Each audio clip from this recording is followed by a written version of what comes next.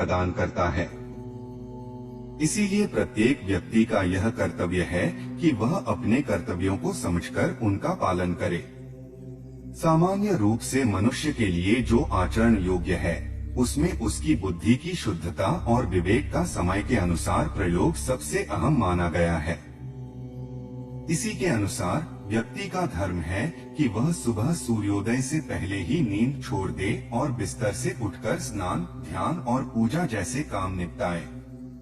इसके लिए सुबह का समय, विशेषकर उषाकाल, सबसे श्रेष्ठ माना गया है। इस समय सूर्य की किरणें चमकने लगती हैं और आकाश में तारे भी दिखते हैं। दोपहर की संध्या यानी दिन के मध्य का समय भी उपासना के लिए लाभकारी होता है और सूर्यास्त से ठीक पहले की संध्या भी उपयुक्त मानी गई है। अपवाद को छोड़कर हर व्यक्ति को नियमित रूप से संध्याकालीन उपासना के लिए व्रत का पालन करना चाहिए। एक आदर्श गृहस्थ का धर्म है कि वह झूठ न बोले, किसी से कठोर या कटु भाषा में बात न करे और अनुचित आचरण से बचे। एक स्वस्थ शरीर में ही स्वस्थ मन बसता है और इसके लिए आचरण की शुद्धता बेहद जरूरी है। एक आत्मवान व्यक्ति जो प्रातः और सायंकाल यज्ञ करता है, अपने मन को संतुलित रख सकता है। यह मना किया गया है कि इंसान उदित होते या अस्त होते सूर्य को सीधे न देखे। अपने सभी श्रृंगार, सजावट और स्नानादि कार्य दोपहर से पहले निपटा लेने चाहिए और अपनी क्षमता के अनुसार देवता, पितर और अन्य जीवों की पूजा करनी चाहिए। एक सच्चे गृहस्थ का यह भी धर्म है कि वह मलमूत्र त्याग के लिए ऐसी जगह चुने जो एकांत हो और उपयोग में न लाई जा रही हो। गांव, घर, तीर्थ स्थान, खेत, तालाब, मुख्य मार्ग और गौशाला में त्याग करने से बचना चाहिए। मनुष्य को चाहिए कि वह किसी पराई स्त्री को नग्न अवस्था में न देखे और न खुद को इस तरह दिखाए। बासी, अधपका या गरिष्ठ भोजन नहीं खाना चाहिए। भोजन करते समय मौन रहना सबसे अच्छा होता है। भोजन और पूजा करते समय शरीर पर सिर्फ 2 वस्त्र रहने चाहिए। भोजन से पहले अग्नि को आहुति देना आवश्यक है। गुरु से बात करते समय सावधानी पूर्वक और सोच समझकर बोलना चाहिए और चलते समय उनके पीछे पीछे चलना चाहिए। अगर गुरु बिना कारण नाराज हो जाएं, तो शांत और संयमित रहना चाहिए। जीवन में कभी ब्राह्मण, अग्नि, गौ, सूर्य, गुरु और राजा का अपमान नहीं करना चाहिए। रास्ते में यदि कोई ब्राह्मण, ज्ञानी, राजा, अंधा या गूंगा बहरा व्यक्ति मिले तो रास्ता छोड़ देना चाहिए। दूसरे के पहने हुए जूते, कपड़े और माला जैसी चीजें इस्तेमाल नहीं करनी चाहिए। बैठे बैठे पैरों को हिलाना अशोभनीय है। किसी बीमार या प्रकृति के कारण पीड़ित व्यक्ति का मजाक नहीं उड़ाना चाहिए। दुष्ट और एहसान फरामोश लोगों का साथ नहीं रखना चाहिए और उत्तर या पश्चिम की ओर सिर रखकर नहीं सोना चाहिए। एक सज्जन व्यक्ति को यह ध्यान रखना चाहिए कि वह किसी पराई स्त्री के साथ शारीरिक संबंध न बनाए, क्योंकि इससे उसकी संपत्ति, धर्म, प्रतिष्ठा और उम्र पर बुरा असर पड़ता है। ऐसा आचरण सबसे बड़ा दुराचार माना गया है। दिन में और संध्या के समय अपनी पत्नी से भी संबंध नहीं बनाना चाहिए। ऐसे किसी अंगविहीन या असामान्य अंगों वाली कन्या से विवाह नहीं करना चाहिए। रजस्वला स्त्री के साथ संबंध बनाना वर्जित है, क्योंकि यह कार्य न केवल अशुभ है बल्कि संतानोत्पत्ति की संभावना को भी प्रभावित करता है। पुत्र की इच्छा से यदि संबंध बनाना हो तो विषम तिथियों 5वीं, 7वीं, 9वीं आदि को छोड़कर सम तिथियों की रात को ही समागम करना चाहिए।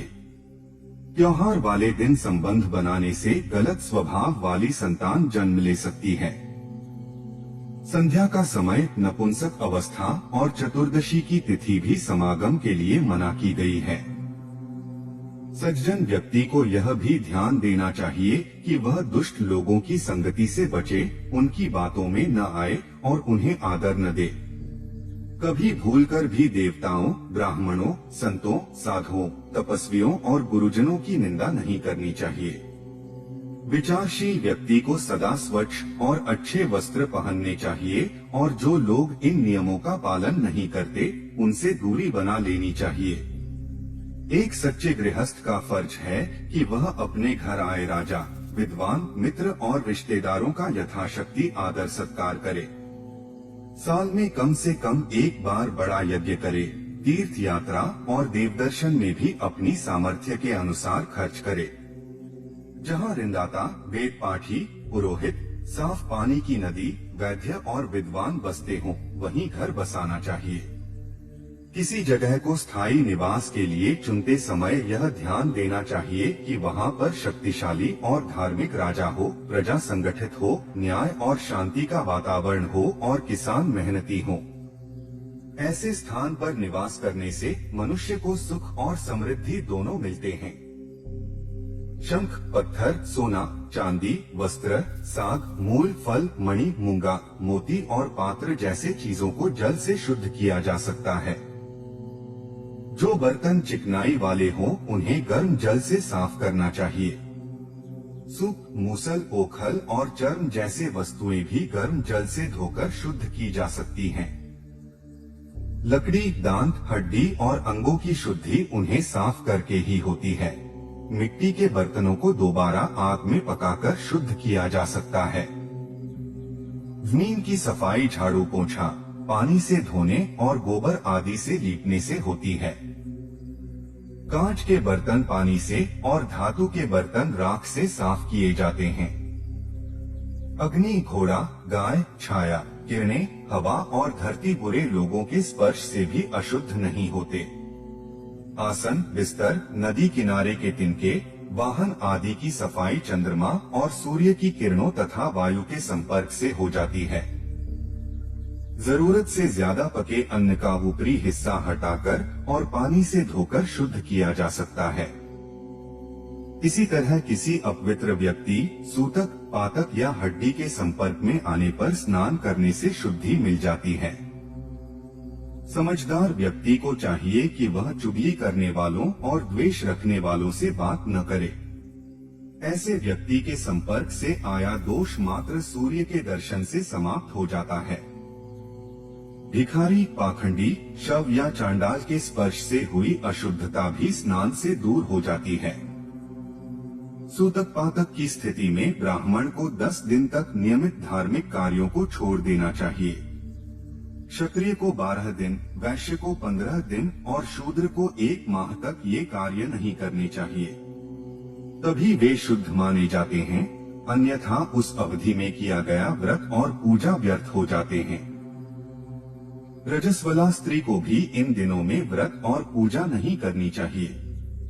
अच्छा और बुरा आचरण समझने का सबसे सरल तरीका यह है कि जिस कार्य से लोक में हंसी, तिरस्कार, शर्मिंदगी और निंदा हो वह दुराचार है, और जिससे मन प्रसन्न हो, धर्म, अर्थ, काम और मोक्ष की प्राप्ति हो, लोक में यश, धन और प्रतिष्ठा बढ़े, वह सदाचार है।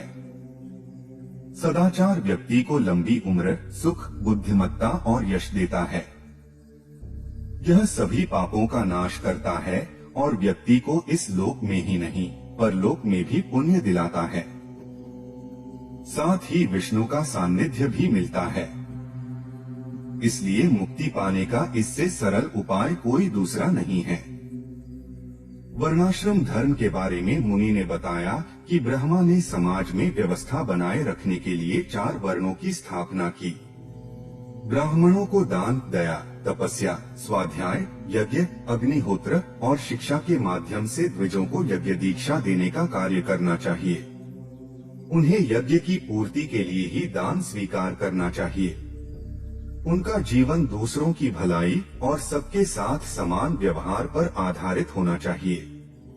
उन्हें रत्न और धूल में एक जैसा भाव रखना चाहिए और नियमों का पालन करते हुए केवल ऋतु में ही पत्नी के साथ संबंध बनाना चाहिए। ईश्वर भक्ति और अध्ययन उनके प्रमुख कार्य होने चाहिए। क्षत्रिय का धर्म शौर्य और शस्त्र संचालन से जुड़ा है। भूमि की रक्षा करना और अन्याय को रोकना उनका कर्तव्य है। उन्हें ब्राह्मणों के यज्ञ आदि को सुरक्षित और विधिवत पूरा करवाने में सहयोगी बनना चाहिए। एक क्षत्रिय राजा को चाहिए कि वह अपने राज्य के कल्याण हेतु सजग रहकर धर्म पूर्वक कार्य करे, क्योंकि वही समाज की रक्षा और धर्म की स्थापना का आधार होता है। जो राजा अपने धर्म का पालन करता है वह उच्च पद प्राप्त करता है। वैश्य का धर्म व्यापार, कृषि और पशुपालन से जुड़ा है। वे भी यज्ञ, दान और अध्ययन कर सकते हैं, लेकिन ब्राह्मणों की आवश्यकताओं की पूर्ति और धार्मिक कार्यों के लिए धन की व्यवस्था करना उनका कर्तव्य है। शूद्र का मुख्य धर्म ब्राह्मण, क्षत्रिय और वैश्य की सेवा करना है। वह व्यापार, कला और श्रम से कमाया धन दान में दे सकता है, पाक यज्ञ कर सकता है और पितरों को तर्पण दे सकता है। ऋतुकाल में पत्नी से संबंध, सभी जीवों के प्रति दया, सेवा भावना, सच्चाई, शुद्धता, मधुर वाणी, मित्रता और उदारता सभी वर्णों के लिए श्रेष्ठ आचरण हैं। यद्यपि आपत्ति काल में नियम नहीं रहते के अनुसार आपातकाल में ब्राह्मण और क्षत्रिय सेवा या अन्य वृत्तियों में प्रवृत्त हो सकते हैं, लेकिन जैसे ही स्थिति सामान्य हो उन्हें अपने वर्ण धर्म में लौट आना चाहिए। यदि कोई व्यक्ति सुविधाजनक समय में भी अपने वर्ण धर्म को छोड़ता है तो उसका पुण्य घट जाता है। वर्णों की व्यवस्था के बाद जीवन को दिशा देने के लिए 4 आश्रम, ब्रह्मचर्य, गृहस्थ, वानप्रस्थ और संन्यास बनाए गए हैं। बालक के यज्ञोपवीत संस्कार के बाद उसे गुरुकुल भेजा जाना चाहिए, जहां वह गुरु के सानिध्य में ब्रह्मचर्य का पालन करते हुए शिक्षा प्राप्त करे। उसे पवित्र आचरण अपनाकर गुरु की सेवा करते हुए, नियमों का पालन करते हुए वेदों का अध्ययन करना चाहिए और सूर्योदय तथा सूर्यास्त के समय पूजा करनी चाहिए। उसे मन और कर्म से गुरु का अनुसरण करना चाहिए। किसी भी प्रकार की अनुशासनहीनता वर्जित है। शिष्य का मुख्य धर्म गुरु के आदेश का पालन करना है और जो शिष्य गुरु के विरुद्ध चलता है उसे गुरु को त्याग देना चाहिए। साथ ही शिष्य को चाहिए कि वह गुरु की आवश्यकताओं के लिए भिक्षा आदि की व्यवस्था स्वयं करे। यज्ञ के लिए समिधाएं लाना, गुरु की सेवा करना और गुरु को प्रसन्न करके ज्ञान प्राप्त करना ब्रह्मचारी का कर्तव्य होता है।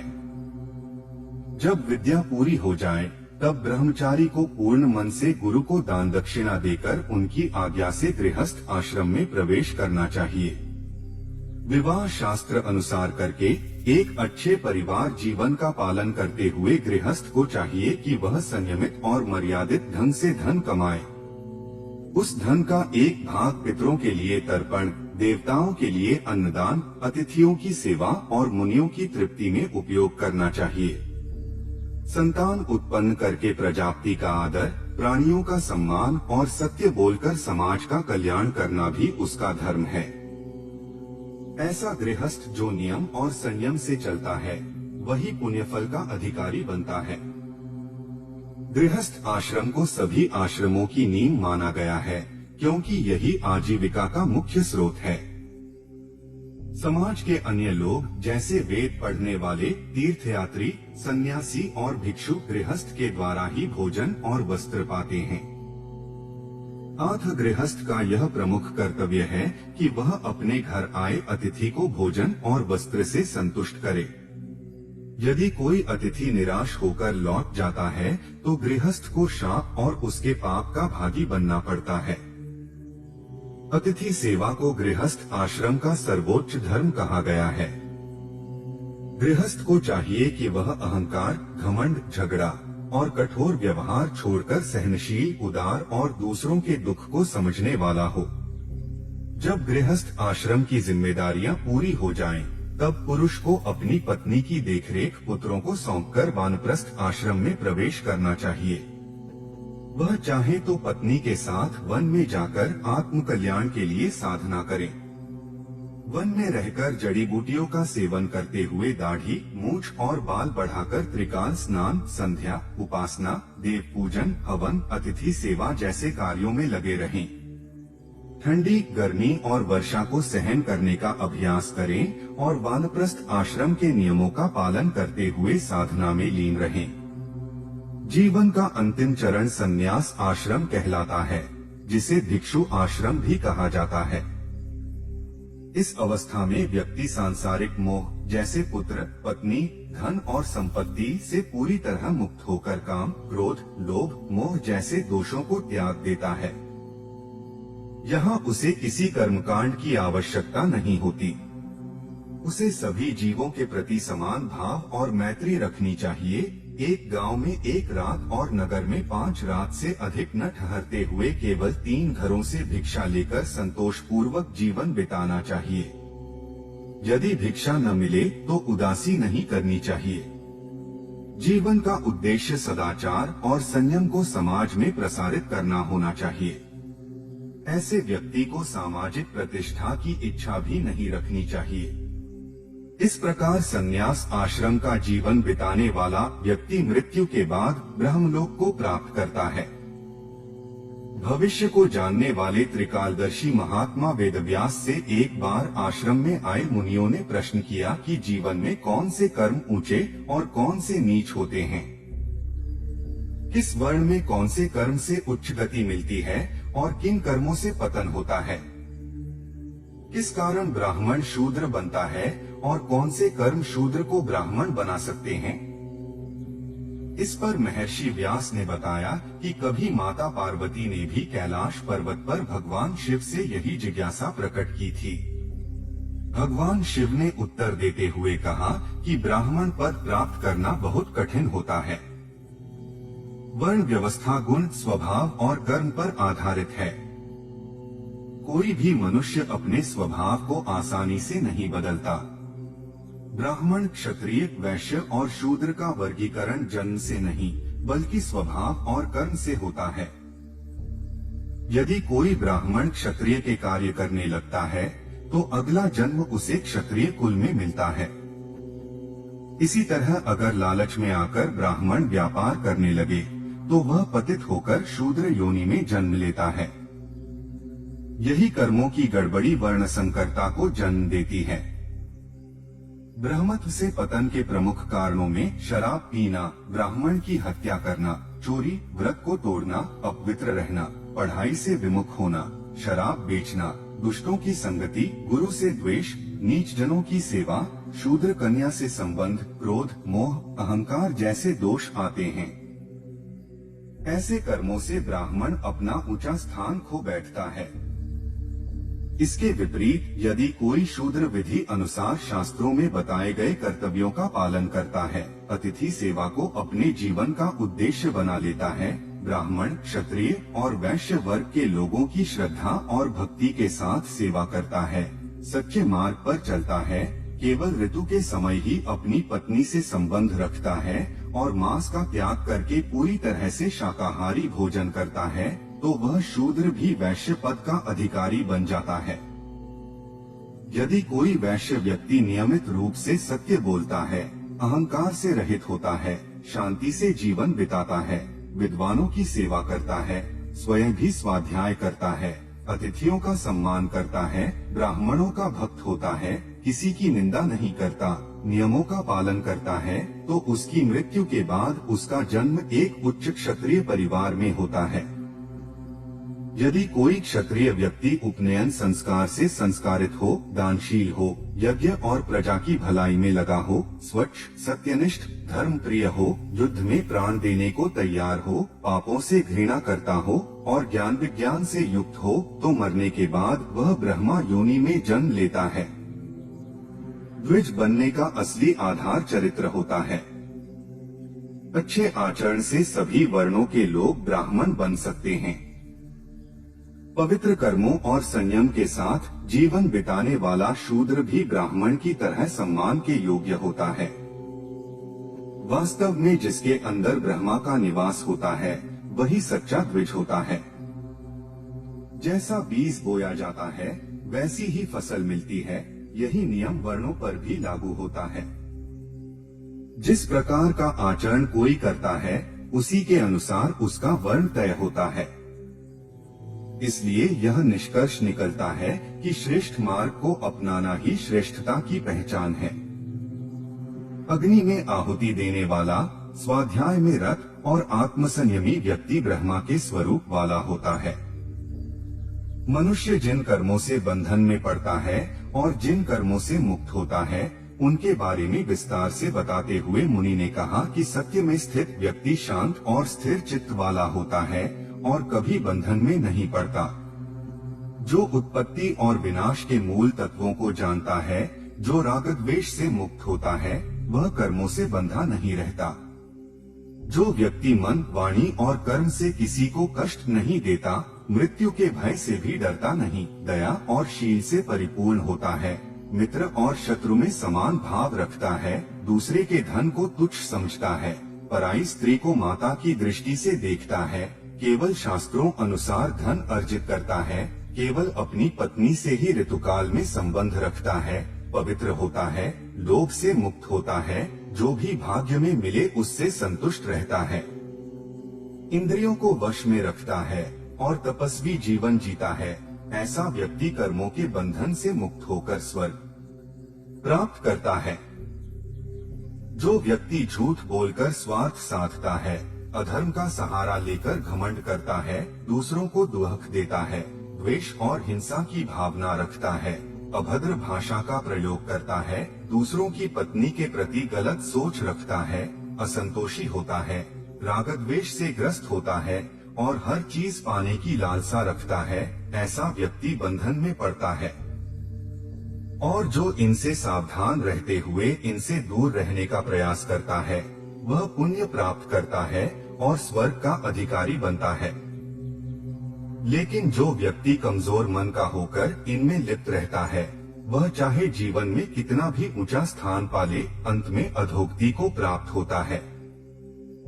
जो व्यक्ति करुणा से दूर होकर दूसरों को कष्ट देकर सुख का अनुभव करता है, वह अल्पायु होता है।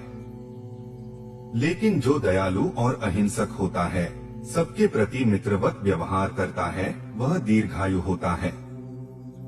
अल्पायु व्यक्ति मृत्यु के बाद नरक में जाता है और वहां असंख्य यातनाएं भोगता है। लेकिन दीर्घायु व्यक्ति इस लोक में भी सुख भोगता है और परलोक में दुर्लभ गति को प्राप्त करता है। इसलिए शास्त्रों ने अहिंसा को सबसे श्रेष्ठ धर्म बताया है। अहिंसा का अर्थ है वाणी, मन और कर्म से किसी को भी कष्ट न देना।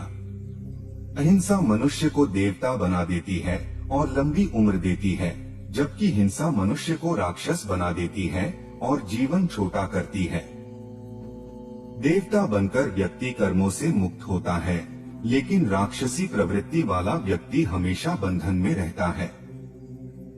देवलोक की प्राप्ति कराने वाले कर्मों का वर्णन करते हुए बताया गया कि जो व्यक्ति गरीबों, पीड़ितों और असहायों को भोजन, जल और वस्त्र देता है, अतिथियों का सम्मान करता है, ब्राह्मणों की पूजा करता है, समाज हित में गौशाला, धर्मशाला और प्याऊ बनवाता है, आसन, शैया, घर, धन, स्त्री आदि का शांत भाव से भोग करता है और शुद्ध हृदय से नित्य कर्म करता है, वह स्वर्ग को प्राप्त करता है।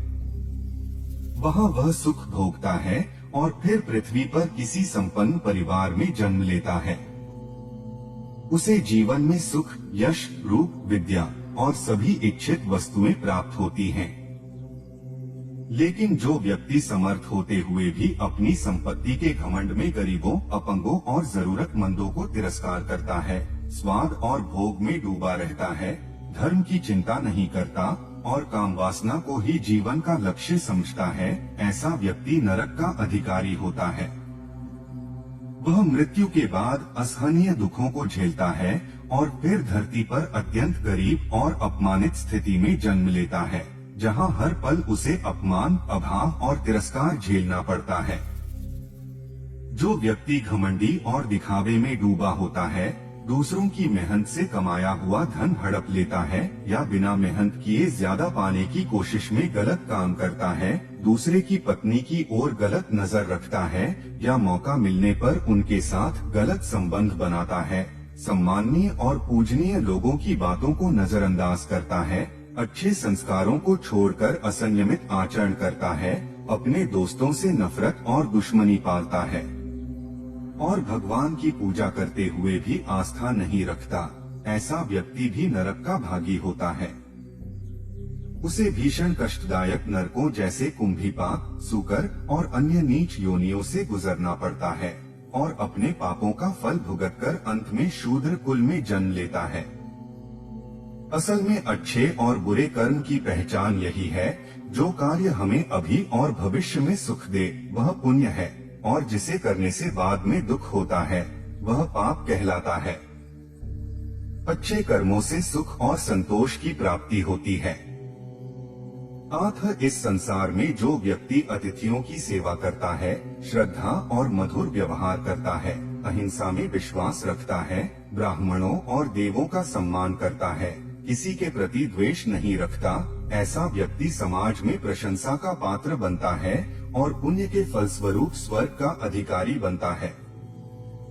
इसलिए मनुष्य को चाहिए कि केवल उन्हीं कार्यों में लगे जो समाज में उचित और प्रतिष्ठित माने जाते हैं। हिंसा, चोरी, झूठ, छल, ईर्ष्या, अहंकार, दूसरों को दुख पहुंचाने की प्रवृत्ति, पराई स्त्री के प्रति गलत भाव, बिना समय या मर्यादा का ध्यान रखे गलत संबंध बनाना, ये सभी व्यवहार समाज में निंदा के योग्य हैं और इन्हें छोड़ देना ही बुद्धिमानी है। जो व्यक्ति इन दुष्कर्मों में लिप्त रहता है वह न केवल अपना परलोक बिगाड़ता है बल्कि आने वाले जन्म में मनुष्य योनि तक नहीं पाता। वह कीट पतंग, पशु पक्षी या अन्य 84 लाख योनियों में भटकता रहता है। इसलिए मनुष्य को अपने वर्तमान के साथ भविष्य का भी ध्यान रखते हुए शास्त्रों और सत्य की राह पर चलना चाहिए। जो लोग जन्म से अंधे, रोगी या विकलांग होते हैं, वे पिछले जन्मों में धर्म का अपमान करने वाले, सत्य को नकारने वाले, घमंडी, बिना सोच के कार्य करने वाले और विवाद प्रिय रहे होते हैं। इसी कारण उन्हें वर्तमान जन्म में कष्टों का सामना करना पड़ता है। जो व्यक्ति पूर्व जन्म में पराई स्त्री को गलत नजर से देखते हैं, वे अगले जन्म में दृष्टिहीन होते हैं। जो दूसरों को तकलीफ देते हैं, हिंसक होते हैं, वे रोगी होकर जन्मते हैं। और जो दुराचारी, गुरुपत्नी के साथ संबंध बनाने वाले, अत्यधिक कामुक, बलात्कारी और अनुचित यौनाचार करने वाले होते हैं, वे अगले जन्म में नपुंसक बनते हैं। इसलिए धर्म से हटना और अधर्म में लिप्त होना ही सारे दुखों का मूल है। जो व्यक्ति जीवन के नियमों को तोड़ता है वह राक्षस के समान होता है। इसलिए मनुष्य को चाहिए कि अच्छे कर्म करते हुए अपने भविष्य को सुखमय बनाए और बुरे कर्मों से बचे, अन्यथा दुख के बीज बोकर वही काटने पड़ते हैं। शिव और पार्वती के इस संवाद में जब आश्रम में मौजूद मुनियों ने मनुष्य के जन्म और मृत्यु के बंधन से मुक्ति का उपाय पूछा, तब भगवान शंकर ने बताया कि इस संसार में धर्म का आधार कर्म है और हर जीव अपने कर्मों से बंधा हुआ है। इस बंधन से मुक्त होने का एकमात्र तरीका है मन, वचन और कर्म से भगवान विष्णु की भक्ति। शंख, चक्र, गदा और कमलधारी भगवान विष्णु सभी से श्रेष्ठ, सभी देवों के पूज्य, अत्यंत तेजस्वी, राक्षसों का नाश करने वाले, भक्तों के सच्चे रक्षक हैं। उनके केशों से प्रकाशमान देव, रोमों से राक्षस, देह से ऋषि, पेट से ब्रह्मा और सिर से भगवान शंकर की उत्पत्ति मानी जाती है। यही विष्णु संपूर्ण जगत के आश्रय हैं, सृष्टि, स्थिति और संहार तीनों में सक्षम हैं। वे सर्वज्ञ, सर्वव्यापी, सब कुछ जानने वाले हैं। तीनों लोकों में उनके समान दूसरा कोई नहीं है। विष्णु अनेक नामों से जाने जाते हैं, कभी गोविंद, कभी कैटभासुर के शत्रु, कभी भक्तवत्सल। अपने दिव्य कार्यों को पूरा करने के लिए वे मनुष्य रूप में भी अवतरित होते हैं। यदि विष्णु की कृपा न मिले तो देवता भी अपने शत्रुओं पर विजय नहीं पा सकते। ब्रह्मर्षियों की रक्षा करने वाले स्वयं प्रजापति ब्रह्मा भी भगवान विष्णु की नाभि से उत्पन्न हुए हैं और शंकर भी उन्हीं में स्थित हैं। सभी देवता भी श्रीहरि विष्णु के शरीर में ही समाहित हैं। ये पुंडरीकाक्ष भगवान विष्णु हमेशा माता लक्ष्मी के साथ रहते हैं। गरुड़ ध्वज धारण करने वाले विष्णुशील, पवित्रता, सौंदर्य और समृद्धि से परिपूर्ण हैं। वे अहंकार रहित, क्षमाशील और दुखी लोगों की रक्षा करने वाले हैं। जो भी उनकी शरण में आता है वे उसे अपनाते हैं। भक्तों को भयमुक्त करने वाले, दुष्टों को दंड देने वाले, धर्म और नीति के मार्ग पर चलने वाले विष्णु देव कार्यों की सिद्धि के लिए अनेक रूपों में अवतार लेते हैं। मनु के वंश में गोविंद नाम से जन्म लेकर वे अंतर्धाम, हर्वधामा, प्राचीन बरही और प्रचेता के रूप में प्रकट होते हैं। प्रचेता से दक्ष प्रजापति उत्पन्न होते हैं, जिनके यहाँ दाक्षाणी से आदित्य, मनु, इला, पुरुरवा, आयु, नहुष, ययाति, यदु, क्रोष्टा, शूर और चित्ररथ जैसे वंशज होते हैं। भगवान शूर वंश में प्रकट होकर वासुदेव नामक पुत्र के रूप में जन्म लेंगे, जो यादवों को जरासंध के बंधन से मुक्त कराएंगे। वासुदेव अत्यंत वीर, महान शक्ति वाले और अविजय होंगे। द्वारका में रहते हुए वे दुष्टों का नाश करेंगे और दुखी राजाओं की सहायता कर उन्हें सुखी बनाएंगे। ऋषियों से कहा गया कि वे जाकर उनकी सेवा और पूजा करें। भगवान केशव के दर्शन से महादेव के दर्शनों का भी पुण्य प्राप्त होता है, क्योंकि जो श्रीहरि की शरण में आता है देवता भी उस पर कृपा करते हैं। उसका यश संसार में फैलता है और वह व्यक्ति साक्षात धर्म का प्रतीक बनकर प्रसिद्ध होता है।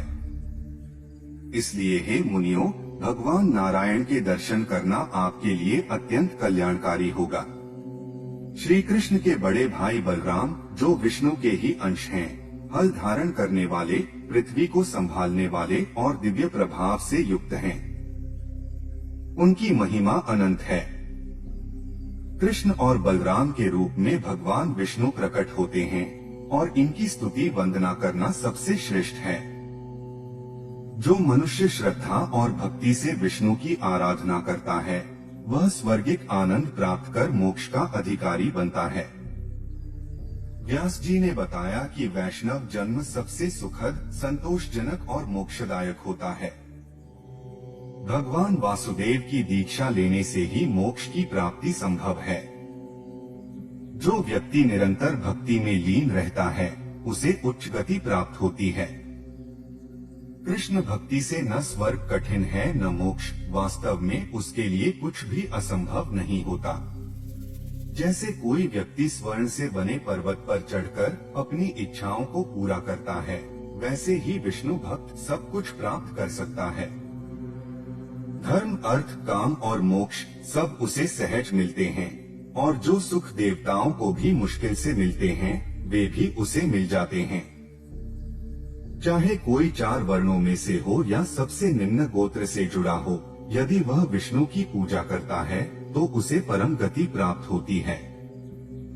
हे मुनियों, यह मानव शरीर पंचमहाभूतों से बना, अस्थायी, रोगों का घर और नाशवान है। यह मांस, रक्त, हड्डियों, नसों, मलमूत्र और चर्म से बना एक दुर्गंधित शरीर है।